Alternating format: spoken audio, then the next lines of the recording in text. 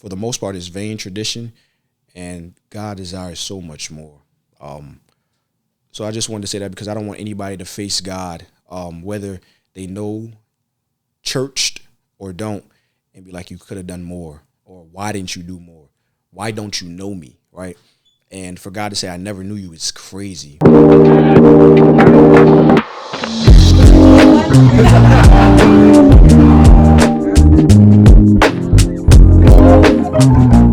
All right. So I am here today with my lovely husband, and he is going to be telling his, don't be touching up on me. He's going to be telling his testimony today, and it's going to be great. I'm probably going to do this most of the interview. Yeah. That's that niece. Got your skin out, in front of me. So. All right, babe. You ready? I'm here. So, you nervous? I don't think I have that option. You could be nervous. Nah, it's okay. All right. Honey, how long have you been saved now? I got baptized in 2017. Were you saved when you got baptized? No. Interesting. I say baptized because the heart transaction didn't occur. Well, I'm wrong. The heart transaction occurred. I had a desire for Jesus. I had a conviction of my own sin, and I wanted to be in heaven with Jesus. But the spirit transaction, I wasn't a new man yet. That's the perfect one. I wasn't a new man yet. I wasn't a new creation. So okay, interesting. We're gonna get to that part. Okay. But rewind a little bit. Can you tell us what life before Jesus looked like? Life before Jesus. Childhood was cool. I grew up an only child for about 9 years, so I got mostly everything that I wanted or needed. My parents did a great job of supplying every need and want for me. Yes, they did. Even to a fault, I was very spoiled. Everybody knew it. It's cool. On my mom's side of the family, there aren't many males, so I was catered to, right? I was very arrogant, very prideful child, young adult, teenager. That was, it came with what I perceived as inheritance. My father played college basketball. He was pretty good. We got to go to the college basketball games. I'm named after my dad. I have a great name. He has a great name on the earth, so I inherited that. So I just assumed in my child mind that I get all that. Whatever he got, I get that, right? And then it doesn't work like that. You actually have to work for something. Yeah. So I was prideful, and I had no reason to be. I did absolutely nothing to deserve any ounce of respect or honor, but I was very arrogant. So you fast forward, I carry myself throughout my entire life, whether it was child, teenager, young adult, as an arrogant, prideful person. I really didn't have a consideration for people. Certain sects of people, sure, certain different people, I should say. But in terms of like people in general, it wasn't like I disregarded them. I just never considered them, right? So to fully answer your question, in retrospect, life was pretty desolate. I didn't have joy. I thought I was somebody that I wasn't. Even in like high school, and so we met at the Boys and Girls Club when he was like 12. Yeah. And I think that from the time that I first met you, or saw you, or like knew about you, to before you met Christ, I would say that you were happy. Yeah, I was happy. I'm not saying I wasn't happy. I'm saying in retrospect, looking back, I guess in comparing the two lives, I guess it would be desolate. Okay. But if I am speaking about the vantage point of who I was then, I had a good life. I got everything I wanted. There was no real issues like that. I didn't have to face. I didn't have to deal with somebody in my life dying earlier than they should, maybe. I didn't have my parents didn't have necessarily financial issues. For the most part, they did a great job. Yeah. So yeah, no, you're right. Life was good. I had 2 toy chests. We was rocking out. Okay. All right. So childhood was good. You were spoiled. You had everything you wanted. Yeah. Cheese pretzels every day whenever you wanted them. But that's not how. So what she's talking about, the cheese pretzels. So most of my life I went to Catholic school. At this certain Catholic school, I guess middle school, elementary school, every Wednesdays they had these cheese pretzels Once a week. Once a week, every Wednesday, and they were for the life of me, I can't ever find like Wawa has cheddar cheese pretzels, and they not up there in scale of taste and no, they're not texture. They good, but them cheese pretzels on Wednesday. So her and some of our other friends, they make fun of me because I had the privileged life, and they're just mad that they had to deal with those dry corn muffins in the morning from public school. So it's all right. We had, what are those things? So it was a bagel. Word. It was like what is that? It was like a twist. They were warming up in the package and giving the kids man, that's just they're feeding kids cancer in public schools. That's what they're doing. Yeah, they definitely are. There's nothing desirable about public school lunch, but. All right, so childhood is great. Life is progressing. Take us through teen Martin and young adult Martin. So teen Martin. So my first 2 years, I went to a pretty prominent private school in Newark, New Jersey. And even going into it, so my dad knew the high school basketball coach. He knew him. They played. They sort of played college basketball together. I think when my dad graduated, he came in, and all sports are highly, what was the word I'm looking for, but highly looked at in high school. Okay. And highly respected. I don't know why I was missing it. So obviously the coach is highly respected as well, and we had a pretty prominent high school basketball program. So I remember when I first, I guess, re-met him because he hadn't seen me since I was a kid. But he looked at me, he was like, man, I thought I was getting a 6-foot point guard. I got a 5-foot swimmer because I swam in high school. And, so I came in to that high school under the assumption I could just skate through high school. Nothing to do with that example, but I skated through middle school. And I skated through middle school because I was able to catch on to things fast. I wasn't necessarily super intelligent, but I would catch on to things fast, and I got those things misconstrued. I thought catching on to things fast meant I was intelligent. No, it just meant that I have the ability to catch on to things fast and succeed if I applied myself. So I thought going into high school, obviously the curriculum is different, it gets harder, that I could do the same thing. No, you actually have to study, and I didn't do any of that. There was I'm gonna say this, Ma, don't be mad. My algebra class freshman year, you get a certain number of points, or you get dropped a certain number of points every day you don't bring back the syllabus signed. I would leave school, and I knew this. I would leave school and completely forget about the syllabus. It was in my bag. I would do everything I wanted to do. Everything. I would play basketball, talk to girls, go to the Boys and Girls Club that we was at, do everything but get that syllabus signed. So when I finally did get the syllabus signed, it was too late. I already had a failing grade. So that's ridiculous. It is ridiculous. So I'm sorry, Mom. Dad, I'm sorry too. Y'all pay for that. So I just dumb stuff like that, completely disregard for my own future, not taking myself seriously, ultimately. And so I did 2 years of high school there.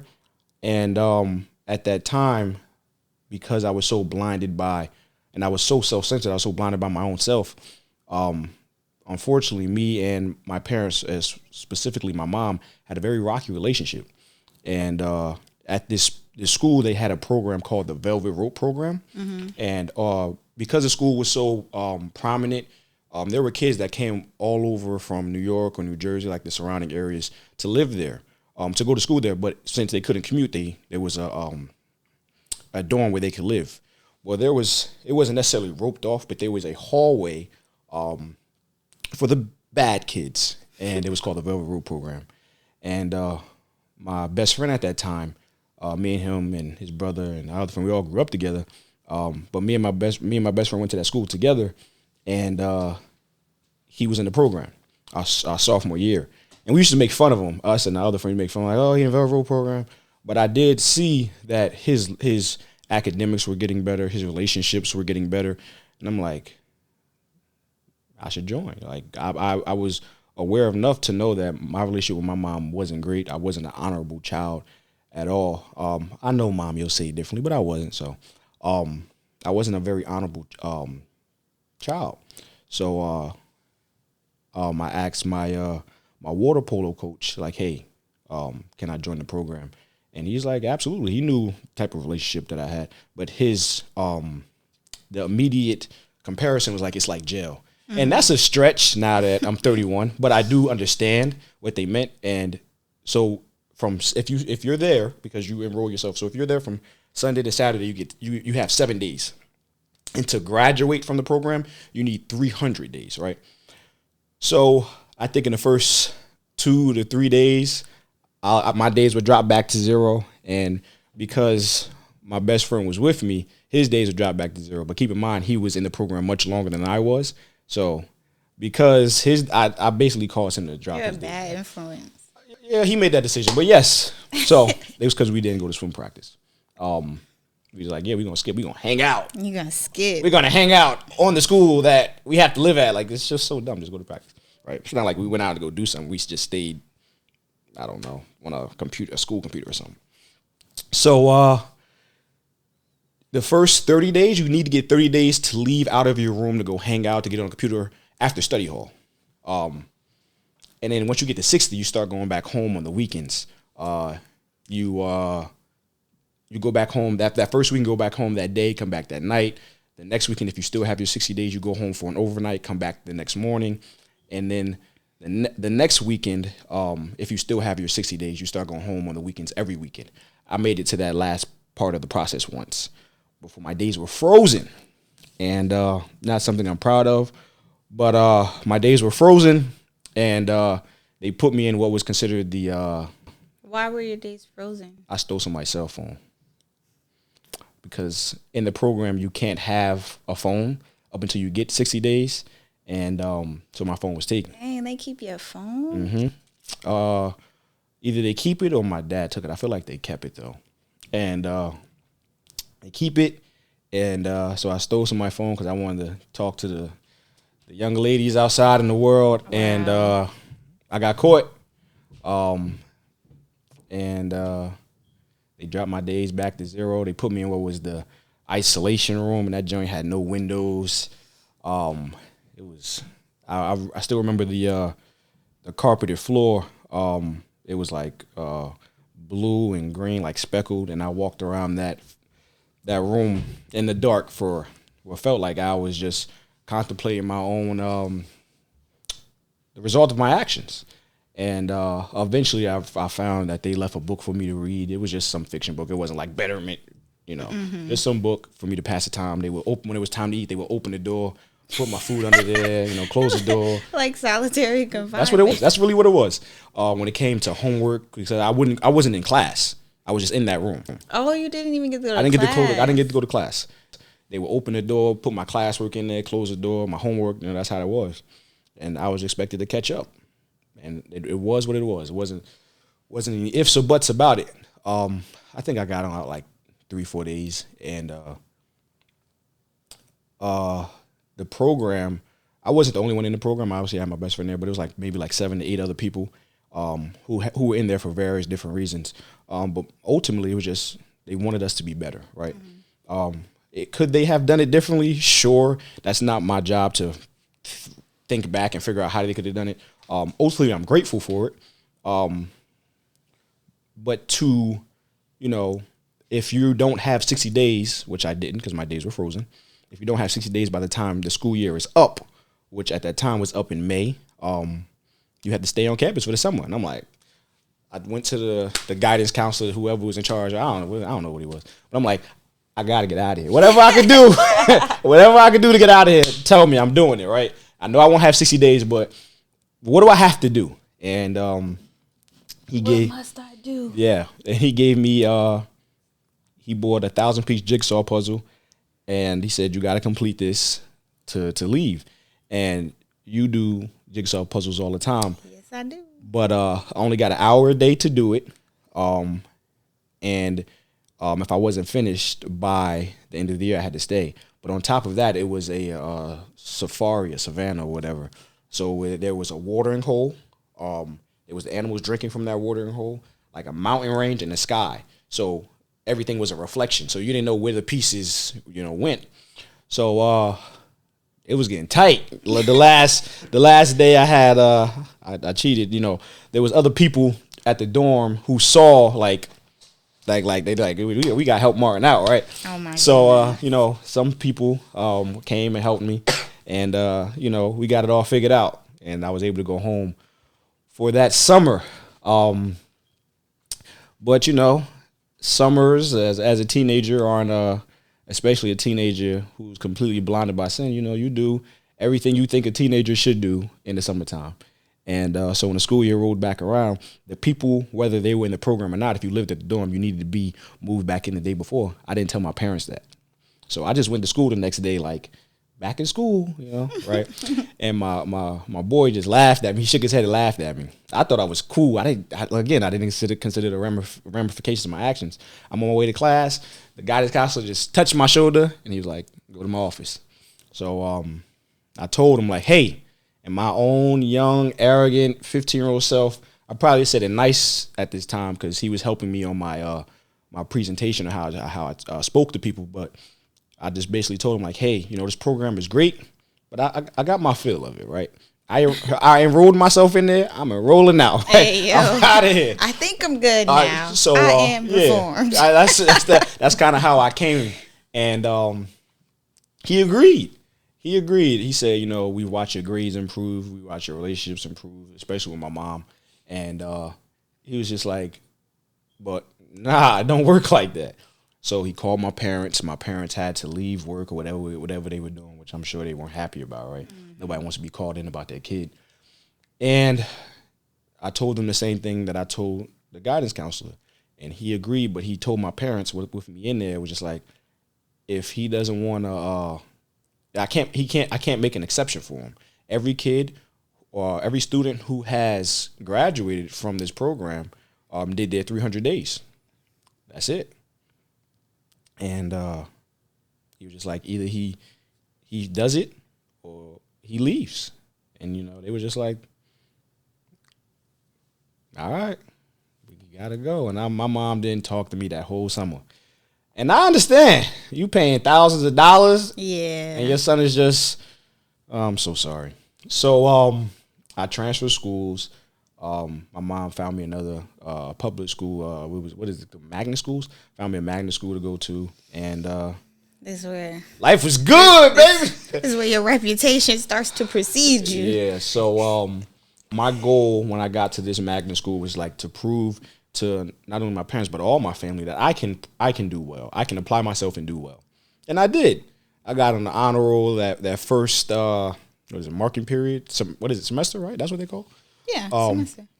And I got like a 3.8 for the semester, and I was like, okay. I'm like, I'm good. And from there, one good semester. It's one good semester. I proved it. Y'all suck, right? And from there, I just coasted through the junior and senior year. Now, what I will say is, part of the reason why I coasted is one, because I was arrogant and prideful. But I quickly realized a lot of the things in my freshman and sophomore year that I learned at this prominent school, this was a cakewalk in comparison. So if I would have really applied myself, I could have, done a lot better. But I'm like, I'm not doing that. I'm gonna just, C's get degrees, right? So wow. that was the mindset that I had, and in the midst of my my junior and senior year, I made friends. I became what people would perceive as popular, and I graduated. I graduated. Me and my mom had a nice, emotional moment after I graduated, which was great. Yeah, there we go. That's high school. Okay, so let's jump to, or not even jump, but like take us through where your turning point begins to happen, because you're in high school, life is good. Well, you and your mom are repairing. Yeah. And you're popular. A little bit. Nothing crazy. Nothing crazy. You're coasting through high school. Yeah. So like where high school eventually comes to an end. Mm-hmm. Like all young adults, you move on to working and whatnot. So take us through like what happens after high school and how do we get to Jesus? I had a very rough moment where like I had to come to grips with reality because my grades my freshman and sophomore year were so bad, and because I only coasted my junior and senior year, my GPA wasn't high enough to get me places where I wanted to go. I swam and did water polo my freshman and sophomore year, so I had interests and just interest, nothing crazy where I sat down with like a recruiter or anything, but like just interest from colleges who saw that I swam. And then for a black person who swims and does well, like obviously you can go places, right? Mm-hmm. So I had a slight interest, right? But I didn't want to swim. I did that because that's what my parents had me do. So I had a very moment, a real rough moment where reality was like I cried all night because I realized like your grade sucked so bad you couldn't get into any place of not even like high quality, even mid colleges, like I couldn't get into because my GPA was so bad, and I didn't swim my junior and senior year, so sports didn't even matter in the equation anymore. I wanted to do my own thing, and you see what happens when you leave kids to their own devices. So I cried. I had to enroll in the school that I had deemed as the failure school, was the local county college. And I deemed that as the failure school. It's like, oh, people go there because they can't get in anywhere else. Now look at me, I can't get anywhere else. So I cried all night, like, yo, you're a failure. And that's whether that be true or not. I had to come to grips with the fact that I felt like a failure, and I cried all night, man. I was so sad. And at that point, it was just like, I do well at this college, and I did get into one school. I got to two schools, but it's do well at this county college, and you can transfer and go anywhere you want to go. So it's like, boom. I made sure I got a 3.8 at my county college years, and then I realized I transferred. I went to Montclair State for a little bit, and then I realized like this isn't really for me, right? We gotta. Well, not only is it for me, I didn't have the finances, right? So I don't really remember what happened for me to be like, hey, these finances is a little odd. But I had to come to grips with the fact now at like 21, 22, I gotta do this by myself. Like my parents helped, but I gotta figure this out. Like this is my life. I need to take accountability for my life. I need to figure out what I'm gonna do. But in the midst of that, I was working I was a waiter at Fridays. I worked in New York at like a store my dad used to work at when he was a kid. I worked, and then my mom worked for the Board of Education in Newark. So I'm like, she was able to get me in. So I was at Newark Public School. And I was in the midst of all that. I was in this crazy, ridiculous, toxic relationship that altered my brain chemistry. I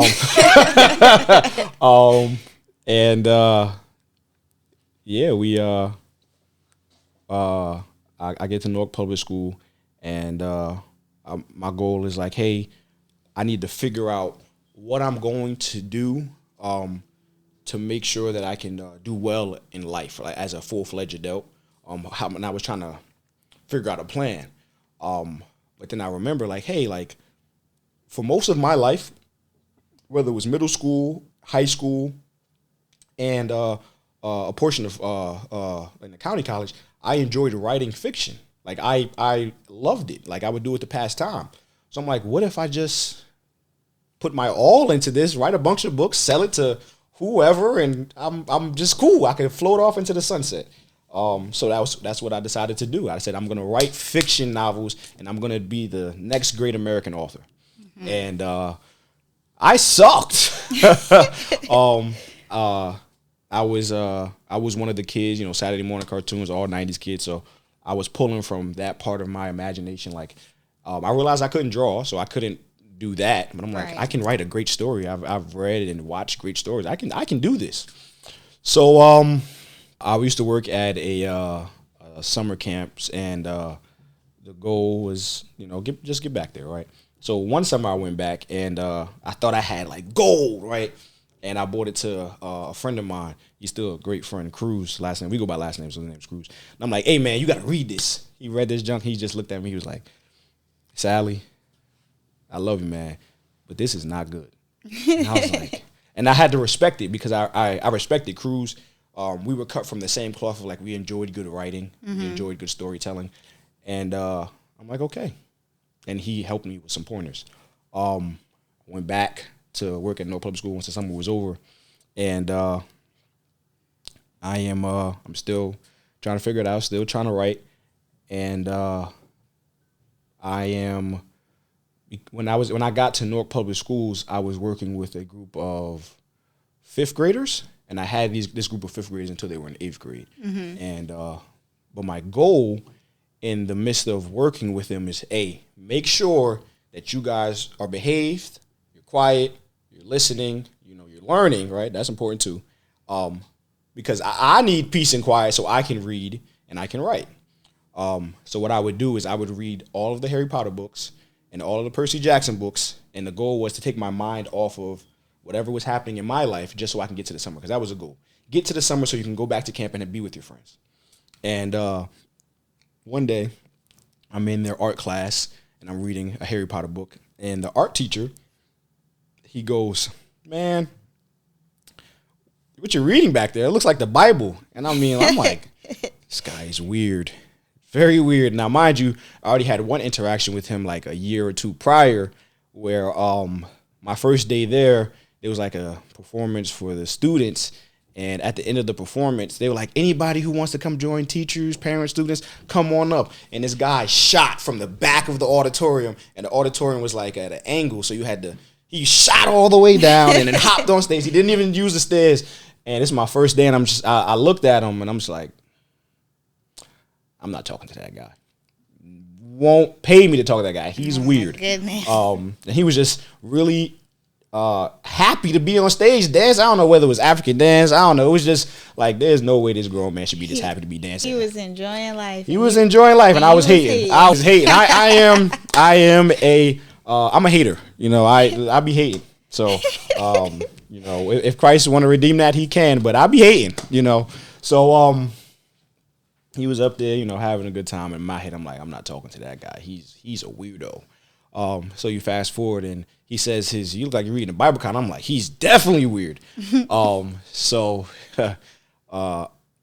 after that, the day goes on, and I come upstairs by his office or room or whatever to go to the vending machine, and I see he's in the hallway talking to a student. Now, this student is a student that I was keeping my eye on to bring him to the camp. But I need to make sure that he was behaved, because I can't bring anybody there. This is my reputation at stake. I need to make sure that he's going to behave. That way he can enjoy himself and experience something different in the middle of New Hampshire. So I could tell that he was in trouble, and I asked the teacher, I'm like, hey, Mr. Billups, like, what's going on with this kid? And he's like, come back and talk to me about him later. I'm like, okay, whatever. Get my Ruffles, cheddar, and sour cream chips and go about my way. And I come back and talk to him. That was lunch? Ruffles? I had like a tuna sandwich, but I had, Oh, okay. I like my tuna sandwich. Yeah. She don't be buying me light mayo, y'all. Tell her light mayo in the comments or something. Please. You can't be eating Ruffles and light mayo. You gotta pick one avenue. I don't eat Ruffles no more, not as much. So I come back and I ask him like, hey, what was going on with this kid? And he tells him, like, he's just being a knucklehead. I was just telling him, like, hey, you got to do better. He's only like sixth grade, nothing earth shattering, but he was just being himself. And he immediately goes like, hey, why are you interested in this kid? And I proceed to tell him about, the camp and me wanting to bring him to the camp. And he says, he's asking me like, so what do you want to do with the camp as you grow, as you mature? And I'm just like, nothing really. Like, I just know that it's a different experience. Maybe I could go and sit on the board one day. Like, the camp wasn't a part of my future. It's just a place that I worked at that I really enjoyed. And so he's like, so what do you want to do? I'm just like, I want to be a fiction author. So he's like, bring me some of your work. Now, anybody who is a creative person knows, like, I'm not trying to give my work to anybody, but because he was so open, and because my friend just told me like a couple months ago that my work sucked, like, I'm like, I need to get better. So I did. And through me giving him my notebooks upon notebooks and him reading and my terrible Google Docs, we formed a relationship. We formed a friendship. And he would help me become a better author. And he also said my work sucked. But he said it much nicer because we didn't know each other like that, right? Yeah. So he wasn't as transparent, but I could read between the lines. Like, I already was told my work sucked anyway. So, but he helped me become a better writer. And if I go back and read that stuff now, it's just like, I can't get through it. Like, I couldn't stomach reading it. So we formed a friendship. Because my kids were well behaved, I would leave the kids with the teacher, burst in his office like, hey man, what you think about this? And he wouldn't read it immediately because he had a job, but he would read it maybe in the next couple of days and get back to me. And one day I burst in his office and I'm like, I went to go like ask him like, hey, what do you think about this? And I saw that he was like, and he was intensely reading something, and it was like a list of 100 crazy things in like America's school system or something. And one, maybe like 7 or 13 was like they're teaching preschool kids, and I think it was Chicago, about like sex, like real deal sex. And I'm like, oh, that's weird. So we started talking. He asked me like, so what do you think about that? Because some people could agree that that's a good thing, right? Right. I wasn't cut from that cloth. I was just like, nah, man, preschool kids should be learning alphabets, right? Exactly. Their letters and stuff. Like, what are we talking about? And so that conversation somehow, because Mr. Billups was who he is, you getting what you get with him. Right. That led to a conversation about God. And I told him, like, I grew up in church, which is true. I did grow up in church. My family, in the early parts of my life, all of my family went to the same church. And they were going there for generations. And I went there. I went to Sunday school, I was churched. But I was I just didn't feel like it was it, right? I guess I'll touch upon that part later. But eventually my parents, mainly my mom, because that was her family's church. It wasn't like a conversation that we had, but it was like she basically like gave me a choice to go to church or not as I got older. Yeah. So I'm just like, I'll stay in the house and play my Game Boy, right? Whatever was cool at that time. And so that was it. So but as I got older, and this is now maybe like 16, 17, 18, 19, I'm just like, because America is what America is, you're introduced to so many different gods. You're your own god. Any basketball can become a god. Your Game Boy can become a god. In your own head, you can esteem anything, right? Yeah. So I said, like, hey, when the conversation to God came up with Mr. Billups, I was just like, I believe in God. I just don't know if the Christian God is the right God, right? There's so many gods, And I was probably just reciting things that I heard from many other people, mm-hmm. right? So it wasn't my own ideas, but it sounded smart. And he just left it there. He didn't push it. He didn't debate it. He just left it. He's like, oh, cool. Went back to hanging up, kids' art pictures on his wall or something like that, right? But we still had a friendship. We would talk about anything under the sun. I had no idea this man was a Christian. Not a clue, right? So undercover. He did a great job. I had no idea. So as the school year came to a close, no. School year didn't. No. A couple months went around, and he started talking about God more, and then I kind of like picked up on it.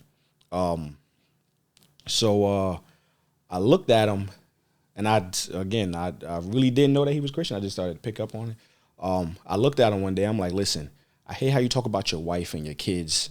And he talks about them like there is everything, right? I had not met them at this point in our lives. I'm just like, man, they must be phenomenal people the way he talk about them, right? And I'm like, man, how do I get what you got? You're a black man. You're from the same city I'm from. You come to work extremely joyful, not happy but joyful. And if you ever seen those things, those are two different things. And you're an art teacher, like you can't be that joyful being an art teacher in Newark. in Newark, like you know, like you don't work at the Met Gala, like you know, like how are you so joyful? So I asked him, like, how do I get what you got? Was my exact words. And he said, Jesus. And in my head, I'm like, that's maybe he misunderstood. So I'm going to ask again. I said, how do I get what you got? And he said, Jesus. And I was like, I was expecting, like, you know, I did this and I did this, you know, and that led me here, and, you know, whatever.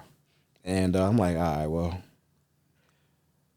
if you're saying Jesus did all this for you, and I know people who say they know Jesus and y'all lives look different, how do I get your Jesus, right?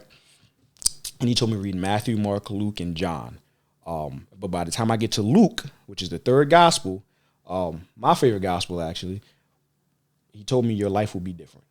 Now, fast forward, Luke is not my favorite gospel, but I didn't know that. I didn't know that was going to be the case. So I'm like, okay, I'm going to believe you. So I would read the Gospels. I would listen to the Gospels on a Bible app. I drove at this time, but the school I worked at was close enough to my house. I would just walk.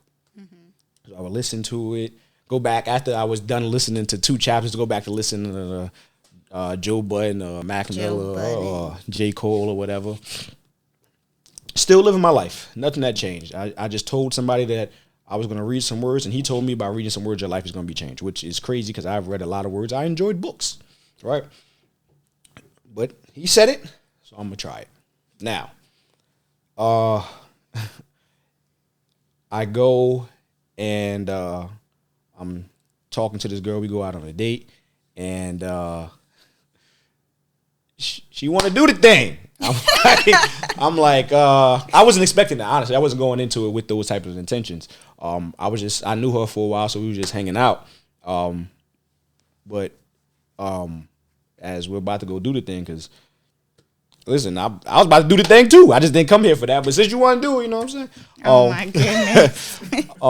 So as it's about to get hot and heavy. Wow. I'm like, I can't do this. I can't go through with this, right? Going out to ice cream, that was cool. Going out, watching whatever movie we watched was cool. But this, I can't do that. And I said, if I go through with this, I'm going to go to hell. I felt it.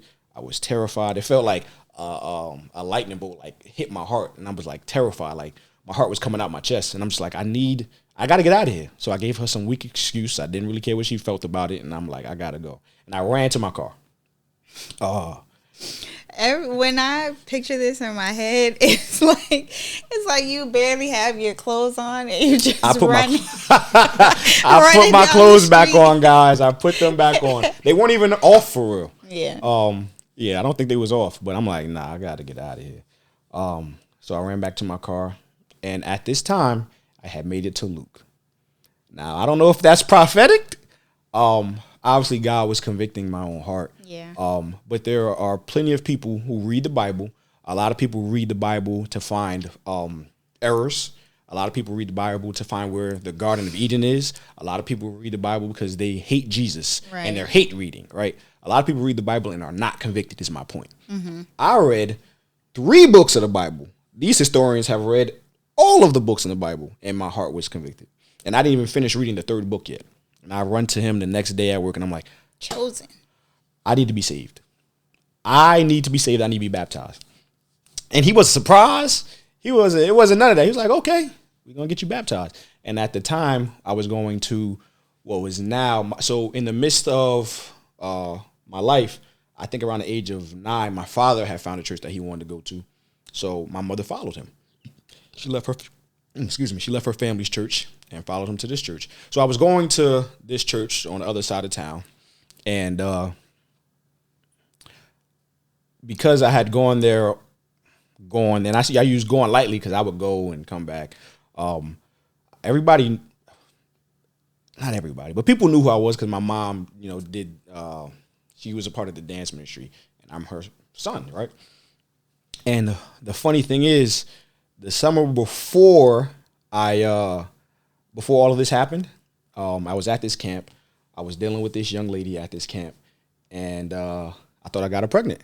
So I was praying every single night. Every single night. We thank God. Yeah, we thank God. Every single night, Lord, if this girl is not pregnant, I will serve you. I'm going back to church. I will pray that every chance, not even night, every chance I got, I was praying that prayer. If I had an off period where I wasn't working, I'm praying that prayer. She was pregnant, right? So I went back to fornicating with her, just, safer. But she wasn't pregnant, so once I came back from the summer, it's like, I'm going to start going to church. So fast forward, my heart is convicted. I tell Mr. Billups, Alex, I need to be baptized. He's like, all right, when you go to church on Sunday, go up for the altar call. And I didn't. I didn't go because I'm like, in my head, I'm like, the altar call came, I'm like, everybody know me. Like this, the reason why I came to the church that day specifically, I'm going up for the altar call. I don't care what the preacher's saying. I don't care about the songs. I don't care about the flags. Shout out to you, Mom, for waving the flags. But I'm like, I don't care. I am going for this altar call. When the time came, I froze. I'm like, I can't. Everybody know me. That's gonna be weird. Just dumb. And I go to Alex the next day, and I'm just like, I couldn't do it. Everybody know me. It doesn't make sense. And he was just like, the decision to give your life to Christ is only between you and God, not those other people. And I'm like, he's right. Duh. So next Sunday happened, and the altar call comes. And the only thing I promise you, the only thing I did was turn my body to go towards the end of the aisle. It felt like God took over, and I was walking. I said, I want to, give my life to Christ. Everybody knows the altar call. And I could hear my mom in the back cheering. I could hear her. Really? Yeah, I could hear her. Cheering? Yeah. Okay. She told me later that people in the back was like, look, your son. So I give my life to Christ. A couple weeks later, I'm baptized, and all of my family, not all of them, but, a good portion. Good portion of my family, my friends, ex-girlfriend was there when I was in a toxic relationship. I don't know even how she got there, but she was there. And at that point, it goes back to the first question you asked. The desire to serve Jesus was there, but the spiritual transaction didn't happen. I didn't have the Holy Spirit. I was just baptized in water as it was instructed, right? Right. And that's just what it was. At the time, did you understand that? Like, no. I just knew that was the right thing to do, was to be baptized, right? Right. So I go to work the next day. I'm talking to Alex. He's like, asking me how I'm feeling. I'm feeling great. Well, cool, whatever. And he's like, so now what? I don't know. I don't know. And he's like, if the goal was just for you to get saved, you would just go to heaven. I'm like, well, that's true, right? I remember we was at the far end of a playground during recess for the kids, just talking. He was like, now you gotta get other people saved. I'm like, oh, that makes sense. It does. So we trying to strategize about my friends and family, and I don't think anything came of that. At that moment, I think I did bring my ex-girlfriend to meet him. He didn't like her at all. He was very nice about it, She was whack. She was whack. She wasn't me. Yeah, exactly. Yeah. You wanna get out of here? Calm down. Oh, all right. Yeah, I was thinking of my cousin. Me and my cousin, we grew up as like brother and sister because our parents are twins, so we were always around each other. We were very close in age. People say we look just alike, so I'm like, I'm thinking of my cousin. I'm thinking of all of these people, right? Because they need to experience what I experienced. They need to experience the joy of Christ. But nothing really came with that. The summer came. I went back to the camp, and I was trying my best to be saved. And I'm telling my friends about God. I didn't know how to preach the gospel yet, but I'm telling my friends about God and about Jesus, and they're giving me the same spiel that I gave Alex. It's like, oh, there's a bunch of different gods, whatever. So nothing came of that. So I come back, and Alex like, yo, I found this place. Meet me there on Friday at 7:30. I'm like, I didn't think anything of it. I'm just like, because at that point, I'm just doing everything that he's doing. Like, hey, we're gonna go to this Bible study. Like, hey, I want you to read this. I want you to read this this letter from Paul. I want you to do this. I want you to do that. I want you to know the order of the New Testament, right? Hell, I was just doing what he told me to do. He was like, we're gonna meet here. Meet me here at 7:30. You're gonna have a great time. And I'm like, okay. Pull up. Probably not at 7:30. Probably pull up at like 7:45 because it's like, whatever. I didn't really think of, CP time, Yeah, you young. You don't got Word. a parameter. Not at all. Time. My Mustang I thought was super fast to get me anywhere I needed to go in 2.5. And I walk in to a house in this nice basement, nice spacious basement. People are worshiping God. And I'm like, what the heck is this? Like, worshiping fervently. Fervently. Like, people are yelling, screaming, crying to the top of their lungs over Jesus. And as a person who I wasn't a big yeller, like, it's kind of crazy, like, because as you know me and as a Quasi knows me, like, I can talk, I'm here to have a good time. That wasn't me. I'm ignoring people. I'm not even acknowledging people. I'm hardly speaking prior to being saved, right? I didn't cry probably since my not my high school graduation, a little bit after when I came to grips with my own failure. Mm-hmm. So I'm just like, why? They doing a lot. And I'm always quick, even right now, to say somebody is doing a lot. Yeah. Not as it relates to Christ, but just being dramatic. I'm like, man, they doing a lot. But they are going for it. And they're going for it like Jesus is in the room. And I'm just like, Alex, what did you bring me? Why? Why are we here? Why are we here? So worship ends. And it's not ends, but it's like we move on to something else. Whether somebody's talking and we just sit down and I'm just listening. Everything that this man who was talking was saying that day is everything that me and Alex have been talking about the past 2 days. There's no way he knows what we were talking about, right? I'm like, oh, this is crazy, right? So I'm like, hey, maybe this is where I need to be, right? And I only say maybe because at that time I got into another relationship, and that relationship I thought. Yeah, it was like, wait, what? Yeah. But I know, okay. I got into another relationship where I thought like this was a calling from God. Like the young lady, her family had their own church, like it was their church. She had a child, and I was like, I'm never gonna be with somebody that has a child, And I thought that like that was my own. I thought God was like trying to humble me, like shut up, deal with what I give you, type of thing. And that wasn't true, right? We found that out 2-3 months later. But I'm just like, man, I only say maybe because it's like because they had the system church. I'm just like, hey, maybe this is where I need to be. But it came to a point where she basically was like, because she also worked with Alex, like we all worked together. She basically like, you either Mr. Billups. Mr. Billups. Yeah, you never said his first name, so people watching gonna be like, "Who's that?" Mr. Billups' first name is Alex. And I'm like, hey. She basically said, either you choose to follow him or you follow me. And I'm just like, you don't know me that well to be giving me ultimatums like that. I'm out of here. So that was it. I hung up the phone, kept it moving. And I decided like, hey, I'm just gonna from what I see about, and I was examining his life. What I see about your life, you're doing your best to serve God.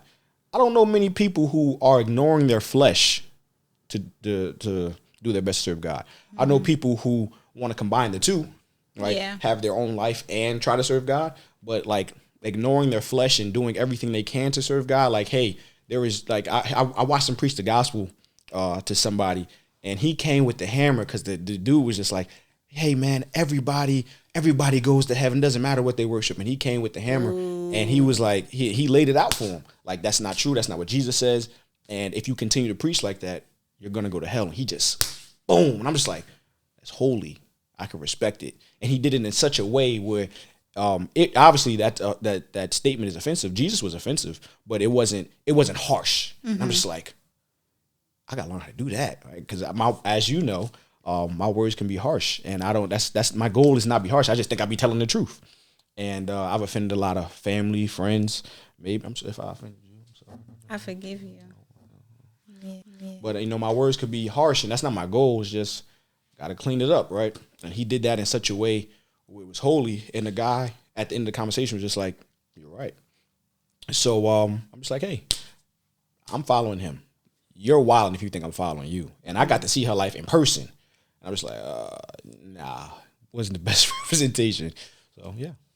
Okay, so you said you were baptized and the heart transaction happened, but the spiritual transaction hadn't happened yet.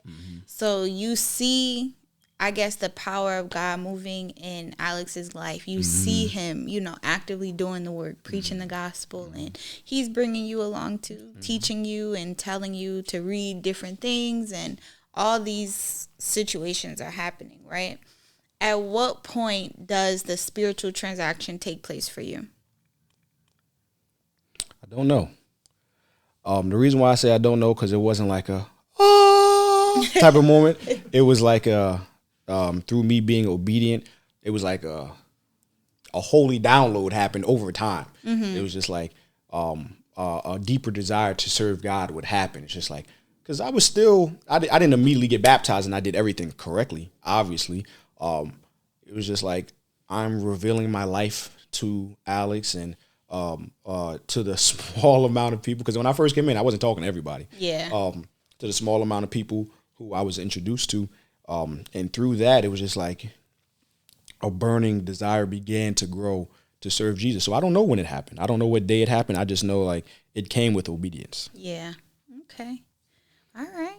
So tell us what life looks like today. Like, how is Martin today, the Martin that knows Jesus and loves Jesus? How is he different from the Martin that was in high school living his life and who had a good life? How are they different? So Martin, through being a kid, a young adult, a teenager, or an adult, Martin was always looking for validation, right? And I don't know what part of trauma, I guess, that came from, but I was always looking for validation. And now I don't, not only do I not look for it, but I don't need it because, not to be cliche, but my validation comes from Christ and from his people, right? I look forward to the moments, the embraces, the embrace from people who I know are holy, right? When our teacher, there was a time where she asked me to do something, and I did it. And when I saw her, I gave her what she needed, what she asked for, and she just kissed me on the cheek, and I was just like, I could have broken down, cried right there, because it meant, I knew what it meant so much to her. And because I know that she's a holy woman of God, I know, like, in that small instance, God is happy, right? Yeah. Because I did whatever I needed to do to make sure his child was happy, and his child just happens to be my teacher, our teacher, one of them anyway. Yeah. So I am just very, what's the word? I don't know. I think you got my point. Like, I don't look for validation from people. Obviously, I look for validation from you because you're my wife, and I want to make sure that you're happy. I don't look for validation from the boys. I need to make sure y'all good. Y'all need to understand, like, hey, we raising y'all in a certain way so y'all can grow up and be servants of the Lord. But I was looking for validation as a young man from other people. I bought sneakers not because I like sneakers necessarily, but to say that, you ain't had these on, right? I bought them to say, like, yeah, look at my kicks and, you dusty type of thing. Wow. And I was looking for validation, trying to find validation for myself because I was empty inside. I didn't recognize it as empty because I didn't deal with depression, but I was looking for validation, and now I don't need to look for validation, right? Do I still like sneakers? Yeah. Do you always tell me, like, babe? Not always. Let's not get crazy. But often. Do you tell me, like, hey, I send her like an Instagram DM, like, he's about to drop, and she'd be like, okay, ... like, you're not getting these, But I don't need validation from the world, and Amen. I'm just trying to be a better son. I wasn't the greatest son, even after the Velvet Rope program, right? I still have my rocks and bumps, but I want to live long, and honor your mother and father. You're gonna live some long time. Yes. I'm trying to live long, and that's not to say I do a perfect job, but I desire to. So, yeah. Okay. Can you bring us through an instance where you were able to grow closer to Christ and really expand your faith? Last week? You want to talk about last week? Sure. I mean, when I think about it, you're like, over time, this spiritual That's transaction true. happened. So I can only assume that it was through quite a few different experiences. Yeah. So go ahead. So we have the loss of our first child, and that was obviously a little more rough on you than me because you're carrying the child. It was a miscarriage. I could only feel the child kick. Right, there wasn't an emotional attachment as much as you had for me. Right, so you have the miscarriage, and it's just like it wasn't necessarily about the child, but it's like, is my wife okay? Because if y'all know my wife, she's not a very emotional person. Maybe that's trauma. But whatever. It's true. Yeah. It's probably trauma. It's probably trauma. Yeah. Her dad called it out last time we was out there. It was probably trauma. But trying to make sure that you're good. And in the midst of, that night, our pastors called us to just make sure that we were okay. And I'm like, thank you so much, even for the call. Like that was during COVID, so people wasn't really coming out like that. But they did everything that they could do to make sure that we were okay. So you have that instance, right? But when I consider my lung collapsing, so I worked out early in the day. Everything was fine. We go to your mom's house. I go get a haircut, so I drop you off. I'm sitting in the barbershop like, man, it's kind of difficult to breathe. We go work out later that day because she was trying to get in the gym, y'all. Listen, that baby weight, it had to go. So I'm trying to just show her, what she can do when the days that I'm not there.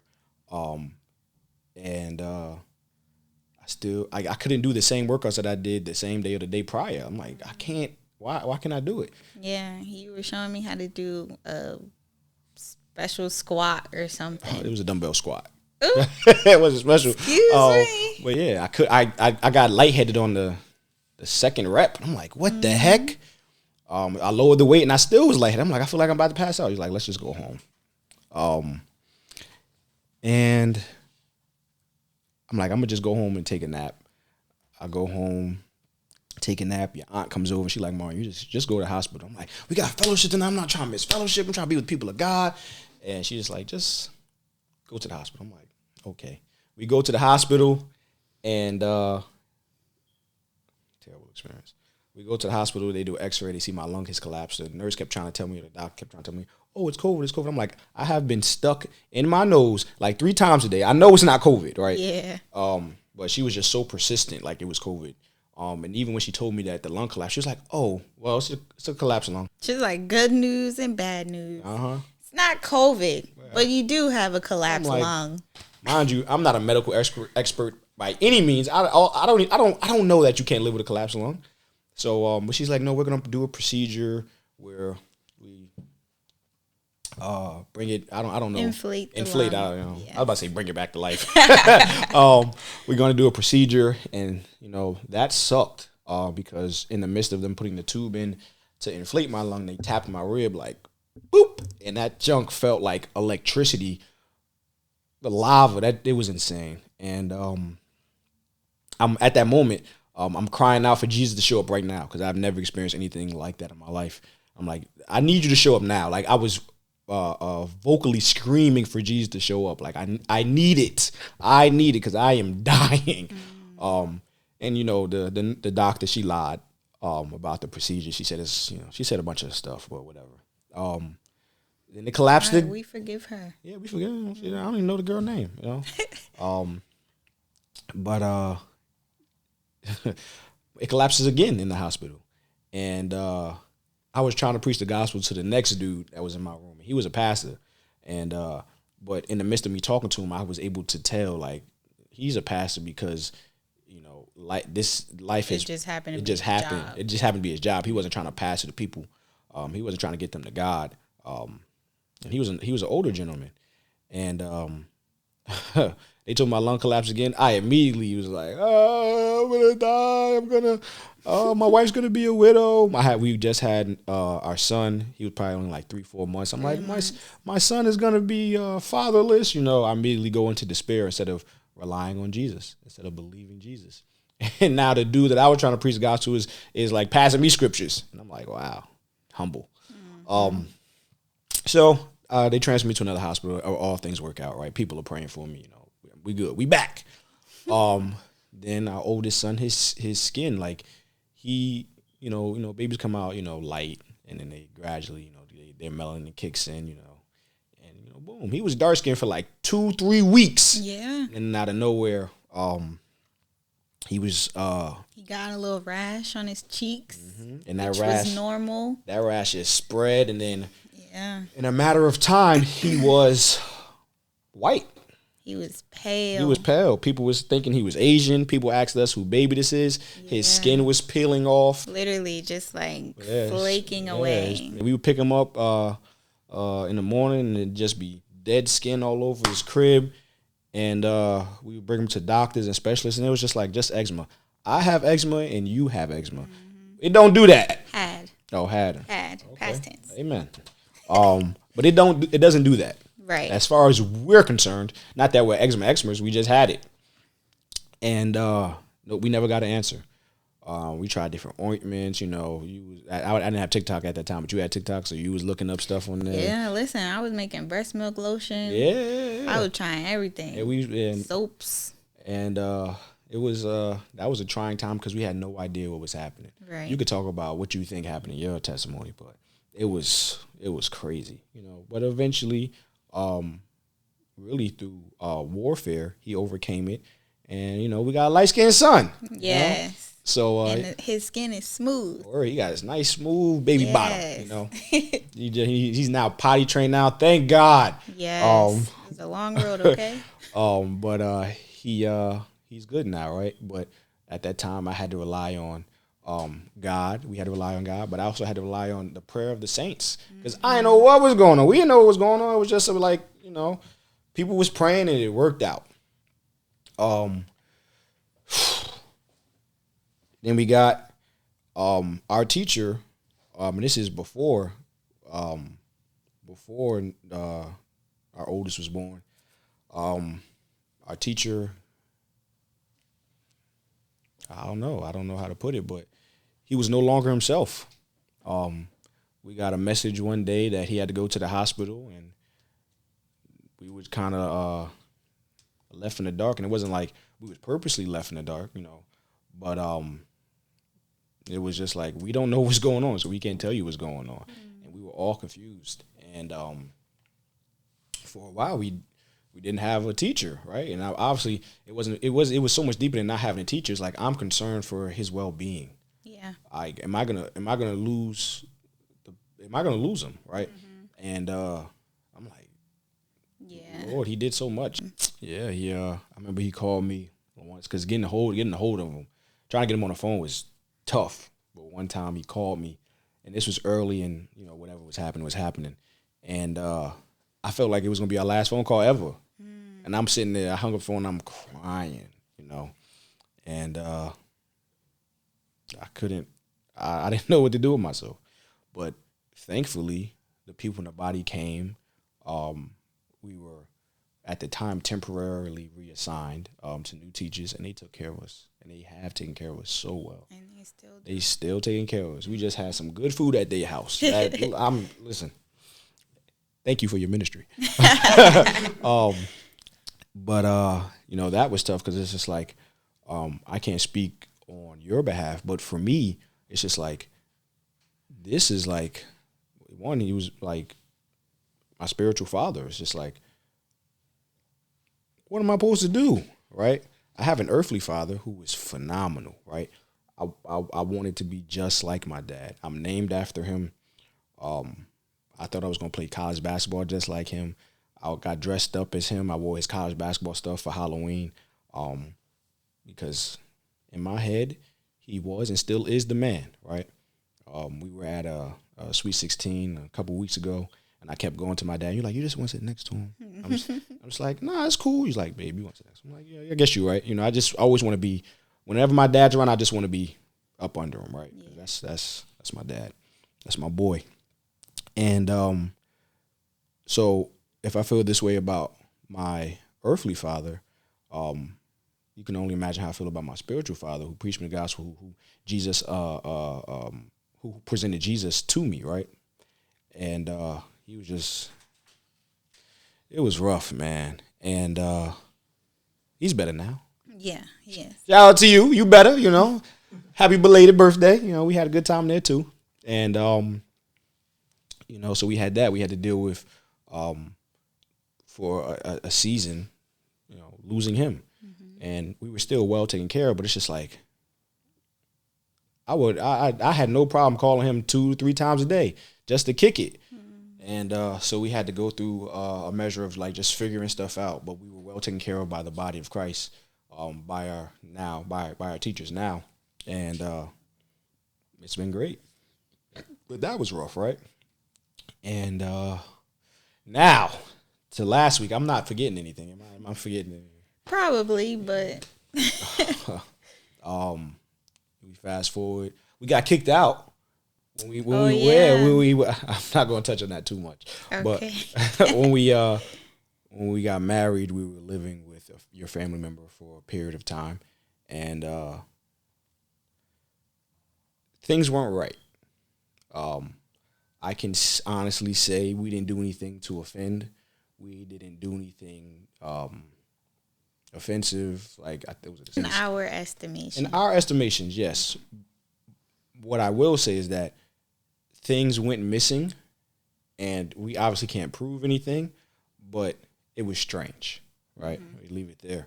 But we got kicked out when we addressed those things, and it was like, dang, we about to be homeless. And my idea was just like, hey, your father lives in Minneapolis. I'm going to pack up our little 4-door car, and we're going to drive to Minnesota, you know. That whole 24-hour drive. Mm-hmm. I didn't even tell her that we was going to do that. I just knew that I was going to allow her to be homeless because her dad was always just like, you know, he has a second house. You always got a place here. But I'm like, hey, I don't want to be away from the body of Christ. But I'm also like, I'm not going to allow my wife to be homeless. Mm-hmm. We told our pastors, and our pastors set us up with who ended up years later becoming our teachers, right? But they just took care of us, and it was stupid of us to be like, for the next 6 to 9 months we were living with them, like, hey, let's just stay out the way because, you know, they opened up their door to us and we don't want to be in their way when they wanted us to be around. Yeah. It was so stupid. I wish I smacked myself if I go back in time. But fast forward to last week, and our oldest son, he's playing with his friend. We're having dinner. I hear a slam. I hear our oldest son whimper. So I go check on him, and he's like, his eyes are like shut like this. And I'm like, open your eyes, son. Like, you know, I thought he like hit his head and he was just trying to clear his vision, but he wouldn't open his eyes. I go to pick him up, and his eyes roll back. And I'm like, no, God, please no. So I go tell everybody, set off the panic alarm, and I go in the bathroom. I'm trying to put water on his face, and his eyes are still rolling back, and I'm losing it. I am losing it, and I don't even put on his shoes. I'm holding them. I was about to leave you. Like she was trying to pack up our second son, and our youngest son, and get us up out of here, get us up out of there, so we could go to the hospital. But all I saw was like, I need to fix this. I need to figure out how I'm gonna get him back to normal. So he would come back into what I thought was consciousness, and then he would go back to his eyes rolling back. I didn't put his shoes on. I didn't put my coat on. I grabbed the keys. We left our youngest with our friends, and we going to the hospital. Hospital was only up the street, 3 blocks, if that. We go to the hospital, and in the car, it's still happening. So now I'm praying, you're praying. I'm like, son, stop, wake up, And that was probably the first time I ever laughed about this now. I'm happy you could laugh about it. We get to the hospital, and as we're walking in from the car to the emergency room lobby, he's not doing it. As soon as we get into the emergency room lobby, I'm talking to security guard. I'm telling what happened, trying to. And then his eyes roll back again. He's like, oh, I see what's going on. Let's get you. I keep burping. What's going on here? Is it the Celsius? The Celsius? Yeah. Golly, So, they eventually put us in a bed, but it's in the hallway. They like a room is going to open up. We sitting there for like 30 minutes. You go and it's like, hey, has the room opened up? There's like, oh, yeah, it opened up. It's like, why didn't you tell us? You just had to sit in here with a 2-year-old who we thought at the time was losing consciousness. We get inside the room, and it stops happening. His eyes. He was normal. He was laughing. He's singing. I'm watching TV. I'm like, what in the world? Counting. So in my head, I'm thinking like, he got a concussion from the iPad that they had, but he's coming back to normal. So I go out. I go to the emergency room lobby. Oh, well, before that, we golly, man, you scare yourself when your alarm go off. We hadn't spoken to anybody, and this is now going on like 45 minutes to an hour. Mm-hmm. Outside of the security guard and the people who checked his vitals, we had not spoken to anybody. Yeah. So beside the person like to say like the room has opened up. So you say, you go to the charge nurse like, hey, who's the nurse that we're supposed to see? And apparently the charge nurse tells you who the nurse is, and then you said the nurse was avoiding eye contact with you and just ignoring us the whole time. She was avoiding eye contact, and honestly, I'm going to say this, right? So we don't know anything for sure, but what I believe was happening, because at this point in time, we believe that our son is having some brain injury, concussion situation. Thing. So, of course, we're praying. And at one point, I had even put on a worship song, and it was real low on my phone. Like, I wasn't disturbing anyone or anything like that. But I was singing to him while the song was playing. And, it's very obvious that we're praying and all these things. And the nurse walked past us like 3-4 different times. Mm-hmm. And every time I would see her walk past, she would avoid eye contact. Like when I would look at her, she would catch my eye and then look away as quickly as she could. So she's like, moving around. I see her at the desk. I see her like she's just lollygagging around. Like this ER is not. It's not busy. It's not busy at all. Like, and granted, like I've worked in hospitals, so I know that even when it looks like a nurse isn't busy, most of the time they are, right? Mm-hmm. Like if you see a nurse sitting at her computer charting, it's important for her to chart and put the stuff into the computer. So it looks to us on the outside like they're not doing anything. But I know, So, but this nurse, even with all my experience working in hospitals, she was not busy. She was not too busy to come up to us at least to say, did not. Hello, I'm gonna be your nurse. Yeah, none of that happened. So at this point, you say something, and no, you didn't say anything yet. You just tell me that the nurse. So now I'm watching the nurse. So 20 more minutes go by, and at that point, I'm like, it was 8:00. I say, if we don't speak to somebody by 8:30, we are out of here. And you're like, babe, it's just gonna be the same wait somewhere else. And I'm like, nah, man, I don't know. It's for whatever reason, this feels like it's racially motivated. I'm taking my son. He's 2. Like, however way you feel about a people. I'm just saying if this was the case, right? I'm assuming, right? However you may feel about a people, this is a 2-year-old. And it shouldn't impact your care, even if it was that actual person that you have something against, right? Like, if you take on a job where you're supposed to be caring for people, you're supposed to be caring for all people. Correct. Like, do your job at the very least. Like, I don't need you to go the extra mile, but do your duties. Help me. So, No nurse comes. Nurse never came. Yeah, we never spoke to her. She never came. So Mountainside, do better. I left them a review. I'm gonna follow up with that review because they responded back. But eventually, I go to the charge nurse and I'm like, "Hey, my son," because again we thought he was going unconscious. My son is dealing with going unconscious. He's 2 years old. Is there anybody that we can speak to? She's like, we're really busy, but she kind of snapped at me, and I'm just like, if he was your 2-year-old, wouldn't you want to speak to somebody? And she's like, well, we're doing the best we can. I'm like, okay. So at this point, now I'm upset. But I didn't vocally say it, but you can tell by my disposition I'm upset. So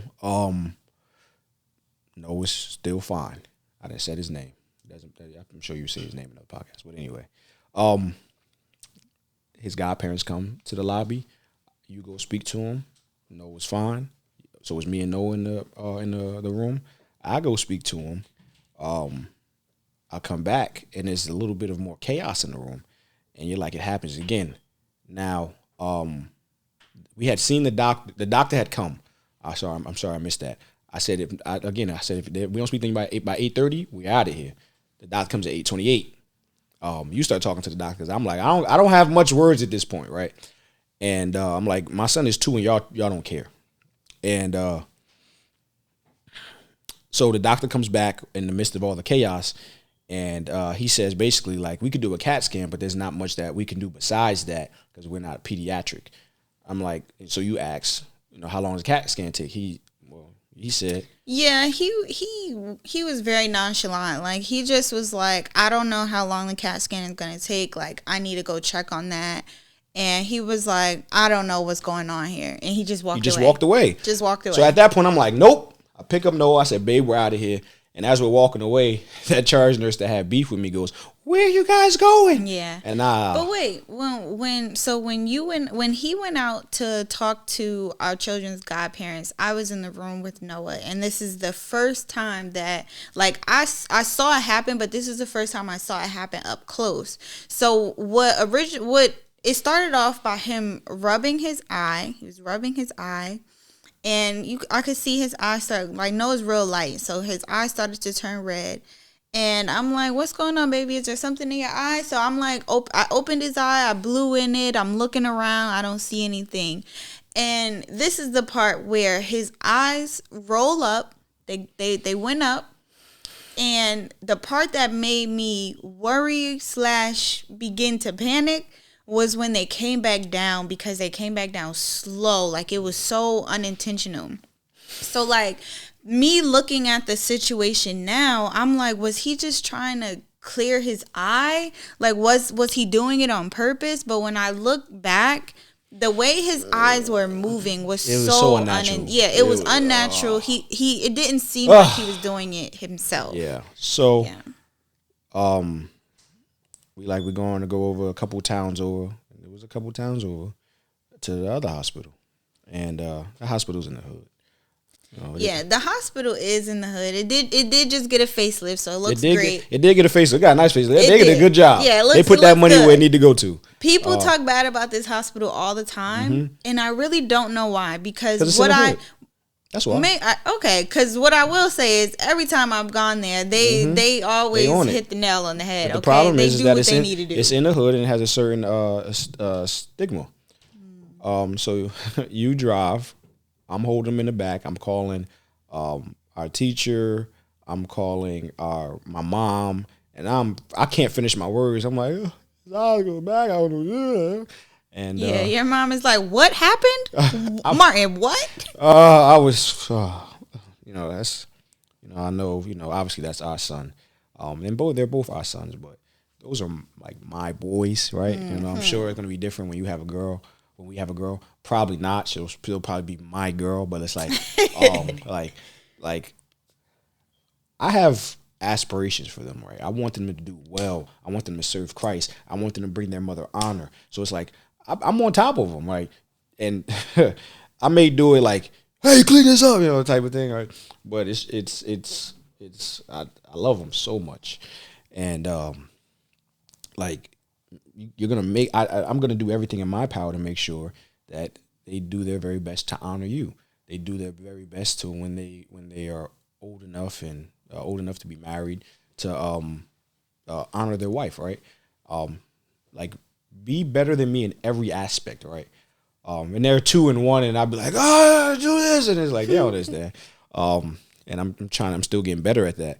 And it's just really just patience and less frustration.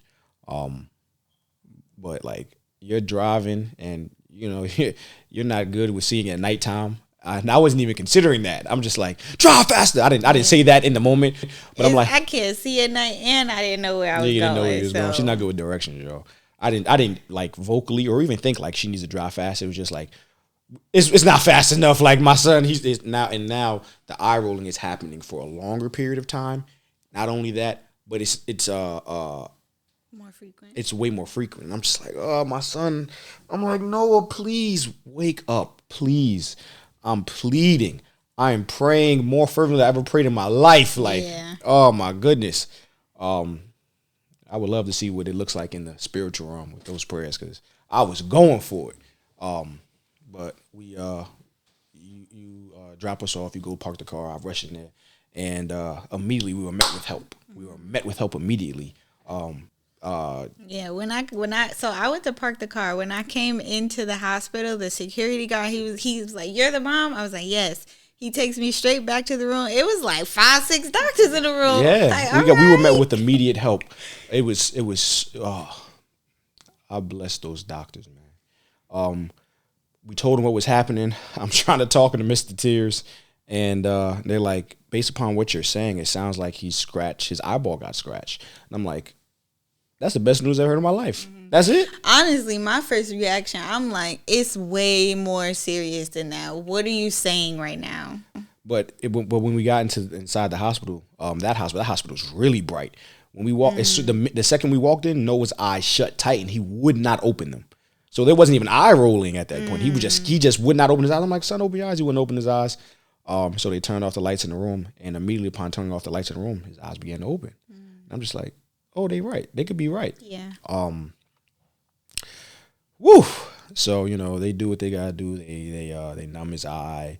They, put some dye on it to see if his eyes actually scratched, which it is. And what I do remember you saying at the first hospital as we're getting checked in is like, hey, babe, have faith. And this was different than how I felt about Noah's skin, but especially how I felt about the collapsed lung, because when my lung collapsed, I didn't even consider God in that moment. Versus Noah's eyes, just like, I have faith that it's going to be done. I'm just terrified because I don't want to see my son in this way. So in one instance, I didn't consider God to have faith. And in the other one, I definitely consider God that whatever he's going to do, he's going to do it, because not only are we praying, but the people of God are praying. It's just like, I am traumatized by the fact that this is happening, right? Yeah. So I wasn't like crying because, I didn't have faith. I was crying because I don't want to see my boy like this. For me, it was, I guess, kind of the same. So, like, when your lung collapsed and, like, everything that was going on with Noah, honestly, so when Noah started going through what he was going through, I don't even think I prayed. Like, it took me a long time to get to the point where it was like, I need to pray about this. Then your lung collapses, and I didn't pray until like day 2 or day 3. And I remember like coming home from the hospital to our empty, quiet apartment. And I was just like, oh my goodness, like what if this is my life now? Like just by myself. So I began to cry. I think that's the first time it like actually settled in, like I could lose my husband. And I cried, and then it was one of those like, Lord, I need your help type of prayer. Like it wasn't even like a intentional, let me pray to God. It was like, I need you. So I prayed then. And then, but when this situation happened with Noah, immediately I'm like, I know what to do, because we have been equipped. Yeah. We have been, praise God for our teachers, because we have been equipped. We were walking their house and they praying fervently, right? And now it's just like, I know what to do. It wasn't even like a thought. No, it was just like, do it. Happened, it was boom. Like, boom, pray. Right. Like somebody rolling your house, you got a gun, shoot them. Like that's how how it came, So it was second nature. I started praying, and immediately I heard from God, and I knew that he was going to be okay. Well, you could have shared that with me. What happened though? It's the first time I'm hearing this, people. This is why America, I say wherever y'all it's at. kind of the same, because I immediately knew he was gonna be okay. I felt it in my soul, like I felt it. What happened? Hold on. What was happening was immediately when we were still in the apartment, everyone was panicking and everyone is yelling and shouting, "Is he breathing? Is he okay? What happened? What happened?" And it's like seeing the reaction from everyone else. It's like I have a surety, but y'all are flipping out, and it's kind of making me think like, am I being too lax? Oh, you should have walked in there like, boom, God is gonna do it. Listen, no, because I honestly was doubting myself, and I guess, consequently, I'm doubting God, because I know that I have the ability to be nonchalant and not really deal with emotions and kind of write things off. Yeah. So I'm like, am I being too lax? Like, is it me? So I'm like, maybe I should be panicking. Maybe I should feel something, right? So that happens, and then I'm like, no, because God. So I continue to pray. And then we get to the first hospital. They're doing what they're doing. We decide to go to the second hospital. Remember, in the car, so at this point, it's like 10 o'clock. Our sons go to bed at 7 p.m. Yes. So our son is tired, and he's like trying to fall asleep in the back of the car. And I don't think he's falling asleep. I think he's trying to go out. Right. So we think, he has a concussion or something. He can't go to sleep. So you're in the back seat, telling, like, yelling, like, "Son, don't go to sleep, son. Don't go to sleep, son. Noah, wake up, wake up." And the way that you were screaming was literally like, I'm like driving the car, and I'm like, is my son going to die? Like, this is my thought. I'm like, is my son going to die? Yeah. So then the fear and the panic began to set in, and I'm like, oh my goodness. But then again, when we got to the second hospital and I walked in the room, I said, God, you said it. And immediately the peace came again. So it's like, just realizing now that I'm quicker to react. I'm quicker to even recognize the voice of God in these situations. But there's definitely some more growth to happen there, because considering all of the stuff that we have been through, it's just like, is God preparing us to go through something that's going to be very harsh, and we need to be prepared for it? Yeah. Like, and it's like, if you say so, God, but like, honestly, I feel if you can take this cup from me. I feel like that's exactly what it is. I feel like our faith is... I do. Yeah, I mean, it sucks. Like, I don't want to go through anything, but I know, I truly do feel like God is preparing us for something. Yeah. Either he's preparing us for something, or the enemy just has some serious plans to distract us from something. Yeah. So either God is preparing us, or the enemy is working hard against us. Either way, we gonna pray. We gonna see this thing through. Amen. Yeah. All right. So we walked through childhood. We walked through, how you encountered and experienced God, and even, how the growth has come today. What advice would you have for someone who has a similar testimony, even when it comes to, the pride and the arrogance that you once dealt with? What do you have to say to a person like that when it comes to holding on to Christ, really cultivating that relationship with him? So am I speaking to the person that's not saved, or I'm speaking to the person that just got saved? Either or. To the person that's not saved and that is dealing with arrogance, pride, and the needing to seek a validation, I would say be real with yourself and self-examine.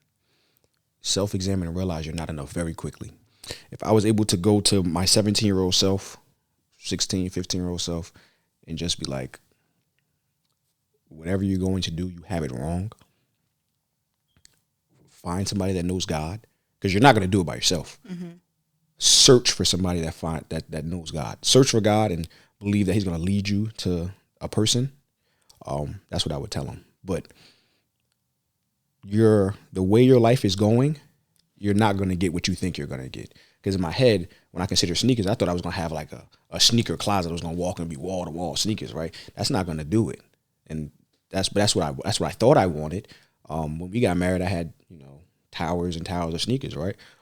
But that's not what's going to do it, right? So That's what I would say to an unsaved person dealing with that. What I would say to a newly saved person coming out of that is be obedient. Believe the people and be more around the people, right? Because once I got saved, well, not once I got saved, because I was just hanging around with Alex, but once I became a part of a body of Christ, I'm just like, Alex cool. The person that I came in with, Luther's cool. Ty's cool, Ty like a big sister, right? We only like a year or two apart. But they cool, everybody else, just because of I was still dealing with arrogance and pride and self-preservation too, right? You think when you I don't know about you, but when you first get saved, like, oh, God gonna figure it all out. No, God's gonna use God can, right? Mm-hmm. God can figure it all out, but a lot of times it's gonna come through his people. And I was self-preserving, not wanting people to see my faults or see that I didn't have it. It's very easy to see that I didn't have it all together, right? Shoot, my car was beat up by the time I got there. We always think we hiding something, hiding the obvious. Hiding the obvious, and people are gonna people see it, and they still gonna love you. At least the people that we know. Yeah. So don't be self-preserving, right? Just be open, be around, just be, and watch your life transform. Stop thinking you know everything. I don't know nothing. And be quiet. Be quiet. I talk a lot, But yeah, that's what I would say. Okay. Who do you know God to be? I know God to be a provider.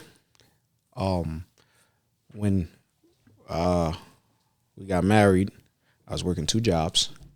And I'm going to speak about the monetary value, and then I'll go on to other areas. But as it relates to monetary value, I was working 2 jobs. I was working at a school and working at a swim school. And we was broke, y'all. Listen. She had mad debt. Bills high. She wasn't working at the time. We didn't go into our marriage with the best financial situation. No. And in all honesty, we were going to get married, but it probably would have made sense to wait till we could stack up more money because you were in Minnesota with your dad. I'm like, nah, you got to come back. We got to get married, right? Yeah. Just not smart. So we could have went it better. We could have went into it with a better financial footing. But God still provided. Yes, he did. A gentleman comes in. Shout out to you. He came in and he's like, for whatever reason, like, hey, I didn't know him from a can of paint. First time meeting him, like, hey, I'm going to get you a job. I'm going to get you a job in the car business. And originally I was supposed to be a mechanic. That was because I used to fix my Mustang mirror. My Mustang was cool when I first got it, but over time it got beat up. So I used to fix, little stuff here and there. And Alex had told him that. He's like, I'm going to get you a job as a mechanic. All right. I didn't know how to change oil. Kenny. Shout out to you, Kenny G. Shout out to Kenny. Kenny G. Kenny changed our lives. Yes, he did. And he comes into the community. He looks at me and says, I'm going to get you a job. The very first time me meeting him. Amen. I'm going to get you a career is what he said. I go on the interview. The service manager likes me. He says, yep. Okay. He says, yeah, we're going to interview you. And I do well in the interview. 2 weeks later, he calls me back like, I'm make you a service advisor. I don't know what that means. And I get that call and we are screaming in the middle of Jersey City praising God because we are so happy. And my salary was like quadrupled in that instance. Yeah. And so I know him in that way as a provider monetarily. And I also know him to be a provider with his people. He gave me, and then later you, Alex, he gave us his people. He gave us the Francois. He gave us so many more people who have a direct effect on our lives, on our boys' lives. So I know him in that way. Amen. That's that. No, it's not. It's not? I got something to say. Oh, okay. You say what you got to say. I got to go to the bathroom. Okay, go for it. So, this camera on me? No, I'm playing. What I would like to say is, for the people who are still in the church system, for the people who know that this system isn't profitable in their spiritual life, in their spiritual walk, it is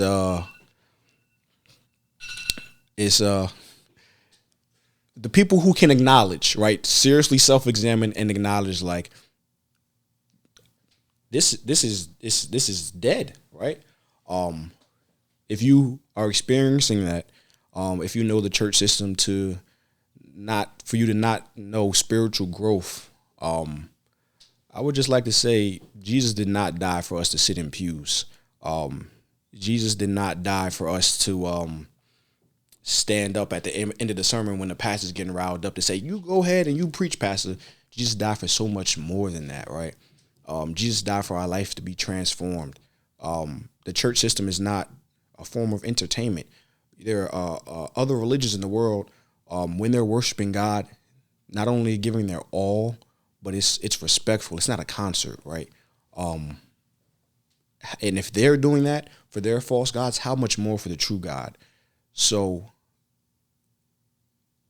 I just want to say that because I know a fair amount of people who are just doing their very best to be a part of the church system, and they think that that's all that it is. And it's not. You don't see that in Acts. You don't see that in letters of Paul. You don't see the church system that we know to be, as we know to be the church in the Bible. It has unfortunately become entertainment. It has fortunately become a place to feel good when you leave on Sunday at 2, and it's tradition. It's, for the most part, it's vain tradition, and God desires so much more. So I just wanted to say that because I don't want anybody to face God, whether they know churched or don't, and be like, you could have done more, or why didn't you do more? Why don't you know me, right? And for God to say, I never knew you, is crazy when you have been in a church system for years and haven't done anything with that besides it be a tradition, right? And I know people are doing their very best, but God desired more. And I'm not saying this is the place you need to be. What I'm saying is God desired more, so you should do more. You do more for sports. You do more for family. How much more for God? So if that is your testimony, if your testimony is sit in the pew every Sunday, and I'm only speaking to that because I can relate to it because that's how I grew up. If that is your testimony, I would ask that you truly self-examine and say, hey, there is something else that I can do. It doesn't have to be here. Could it be here? Fantastic. Come on in. But self-evaluate, because God desires so much more. Jesus, his death, his crucifixion was his resurrection. But when I consider Jesus' death and I consider the thorns, I consider the cat o' nine tails, it wasn't just to sit in pews. It wasn't just to stand up and point and, us have entertainment value. We have entertainment in sports. We got entertainment directly on our phones immediately. Jesus had to die for so much more than that. So that's all I would like to say. Thank you so much for tuning in to this week's episode of the Lily Podcast. For a while, I have been wanting to put out a call to salvation. And the call to salvation begins with the gospel. The gospel says that God became man in Jesus Christ, that Jesus lived a perfect and sinless life, the life that we were all supposed to live, and he died the death that we are all deserving of due to our sin. 3 days later, he rose again, proving that he is the Son of God, offering the gift of salvation and forgiveness of sins to all those who would repent and believe in him. If you have not answered the call to salvation and you want to answer the call to salvation, please fill out the form below and let's see if I can get you connected with disciples in your local area so that you can get started on your journey with Christ. If you have answered that call to salvation but you haven't been activated in the Great Commission, you can use that same form below and I can get you connected with disciples in your local area that can show you how to get activated and get involved in the work that God left us here to do. The Great Commission says, go therefore, preaching the gospel, making disciples, baptizing them in the name of the Father, the Son, and the Holy Spirit, and teaching them to obey the things that God has commanded us. As Christians, we have a work here on this earth. So if you haven't been activated, use that form below and let's get you activated. Once again, I'm so grateful and I really do appreciate your support. Thank you for tuning in, and meet us back here next week because we will be dropping a new episode every Friday. Thank you, thank you, thank you for your support.